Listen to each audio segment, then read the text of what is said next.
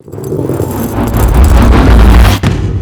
going to show you 5 things in Lightroom that you might know about, but if you don't know about them, you should. They will cut your editing time in half and make your images look awesome, and it's starting right now.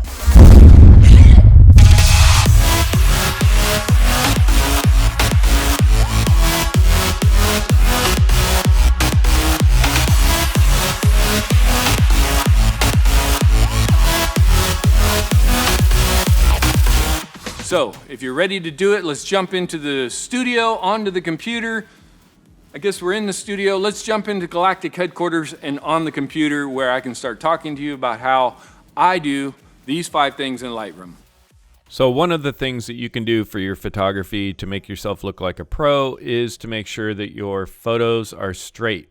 That means straight horizons, straight elements, everything straight. To do this, I'm going to use something called the crop overlay tool. The shortcut on the keyboard is R. Now you can scroll over and use the auto, but sometimes the auto doesn't always get it. So I'm going to click on auto, and you'll notice that it's going to straighten it to the concrete curb at the bottom of the photograph. But because I cut off her feet, I actually want to crop this up and use the railing as the straight element in the photograph. In order to do that, I can grab a straightening tool, which is kind of like a tape measure, and I'm going to click and drag it on whatever it is that I want to use to level my photograph. Now that my photograph is level, I can go ahead and grab the bottom of this window and start cropping it up. You notice there's an overlay right now. We're going to talk about that in just a second, but the overlay is a grid showing the rule of thirds, and I'm going to try and crop this in and get as close as I can to putting her right on the intersecting lines there in that corner. Okay, moving on to the next awesome tip is going to be changing that overlay and those patterns that you're seeing. As you can see, I'm cycling through these patterns by using O on the keyboard. This particular overlay right here shows a 4:5, 5:7, and a 2:3 ratio. And the reason that these ratios are really important is because, let's take a 4:5 for example. That would be the same thing as printing an 8:10. And if you're trying to put something on Instagram, Instagram uses a 4:5 ratio for all of their images. When we initially did this crop, I was not going to be able to print an 8:10 on this, which would be important if I'm doing senior portraits like this one right here. So with this overlay, I can see where I'm going to be able to print and where I'll be outside of the print margins. Next thing I want to show you is white balance. Now this is something that I do at the very beginning of my shoot. So every one of these shots is going to be white balance, and you can go ahead and choose these presets like daylight, cloudy, shady, tungsten, fluorescent, whatever. And those are going to give you some predetermined white balances. However, if you want to get exact, you can use this little tool, which is the white balance selector tool. And you can find something that's seemingly white or somewhat neutral like a gray, and it will give you what it thinks is going to be the white balance for that image. You can see that it changed my temperature from 55 to 55.50, and my tint, I believe, went up. Of course, this is a best guess at this point.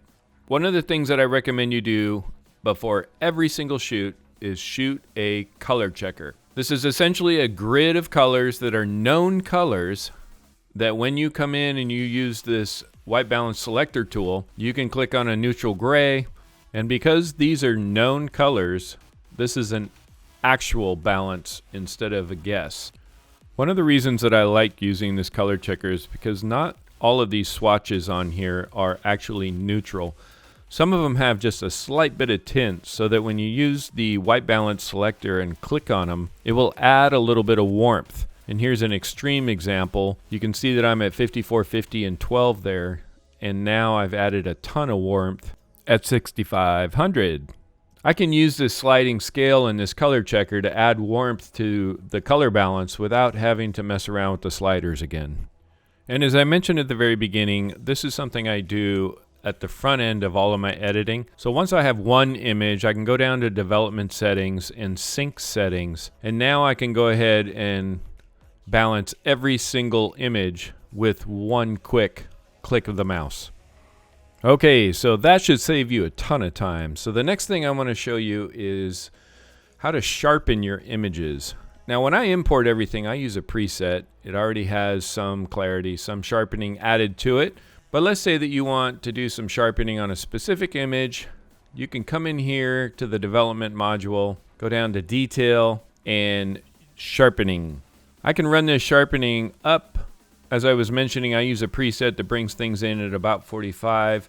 But to show you this tool, I'm going to go ahead and try to sharpen up her hair. So one of the things to do is take this slider and move it up. And you notice that her hair starts to get a little bit more sharp, but it's also affecting her skin, which I don't like. So in Lightroom, there is the masking feature, which is very similar to Photoshop in that it will mask out what is being sharpened and what is not being sharpened. Actually, what it's doing is it's starting to mask from the center out to the edges. So you see here, everything is being sharpened. And just like in Photoshop, when we have a black mask, you're not seeing through it. And in this, when we have a black mask, it means that the sharpening aspect is not actually being applied to that part of the image, only the parts that are white. So I can use this slider to adjust where I want the sharpening effect to be applied. Now you can see that her hair has sharpened a little bit and the edges around her hair have sharpened a little bit, but her skin is still left intact. Here's another quick tip that you may not have known about, but in the top left-hand corner of each one of these panes is a toggle switch. That allows you to see the original versus the applied effects that you just put there. So you can turn that off and on and see if you like what you got. All right, the next cool tip that I'm going to show you is auto tone. Now, a lot of us will sit here and play with the highlights and do all the rest of that stuff, and I don't want you to feel like hitting auto tone makes you a rookie. It actually is a really good place to start sometimes when you're just not sure or your eyes are tired at the end of the day. Auto tone will typically drop the highlights, pump up the shadows, put a little white in there and drop the blacks, do a little bit of vibrance and saturation one way or the other, and some exposure correction. So once you hit auto tone, you can expect that you're going to make a few changes, but it's a great place to start. I typically will run the highlights either back up a little bit or the exposure back up a bit. And that's just because for me personally, I think it does a little bit too much when it comes to skin tone. And in this particular image, I do want to do a little bit more with the saturation and vibrance, and I'll show you why in just a minute, because we're going to mess with that later here in the video. You can see how green and poppy that is. I don't usually like big bright spots like that in portraits, but auto tone is a great place to start. And just know that your highlights are going to drop, your shadows are going to go up. Okay, the next one is by far the most cool thing in Lightroom, and it's HSL Color, Hue, Saturation, Luminance. Now, some people don't even open this panel because it's somewhat overwhelming, and you could sit here all day and play around with these colors and really not know what you're doing at all. Hue is going to actually change color. Luminance is going to tell you how much light is coming through that color, and saturation is going to talk about the intensity of the color. You can play with each of these sliders individually if you want to, and for many years, I did just that. I might have added some red. Might have taken away a little bit of green, taken away a little bit of yellow, just to knock down the background there. And if you don't know, you can double click on the word here and it will reset it. But check this out, an adjustment draggy slider circle over here. Best thing in the world. All you got to do is click on it, drag it to the color that you want, and then you won't be able to see this because my mouse will disappear, but I'm dragging up right now with my mouse, which is affecting the colors that are in only that area that I selected. And it's only affecting the saturation of those colors, not the hue and not the luminance. The hue and luminance each have their own adjustment dragger. So let's say I want to make this dress pop a little bit more. I can just come over here to this aqua area of the dress, and I can push my mouse up as I hold down my mouse button. Let's say I want to darken this up a little bit by taking out some of the luminance. All I have to do is click on that little circle next to luminance, bring it out to the dress, and drag it down. How cool is that? No more guessing or trying to eyeball what colors are actually in the image. Now all you have to do is click on that little circle and it will take care of everything for you as far as selecting the right color. Hey, hopefully you got something out of this video. If you did, please power that like button down below just by clicking it with your mouse. That tells YouTube that they should share this with other people. If you want to keep up with my channel, you can hit the subscribe button in that description box as well. And until we see each other in the next video, keep it simple, my friends. Take the test and put 'em on the